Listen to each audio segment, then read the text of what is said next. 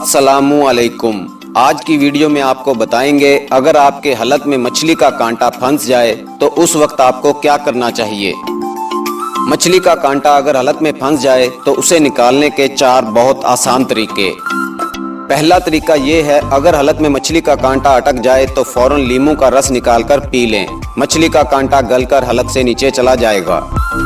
दूसरा तरीका ये है, अगर हलक में मछली का कांटा अटक जाए तो फौरन कच्चा अंडा फेंटकर पी लें, कांटा हलक से नीचे उतर जाएगा।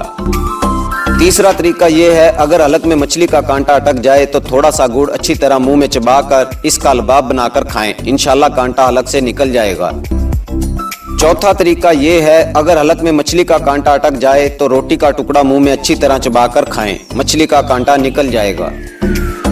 इसके अलावा केला खाने से भी कांटा हलक से निकल जाएगा। मीठी चाय पीने से भी मछली का कांटा हलक से नीचे उतर जाता है।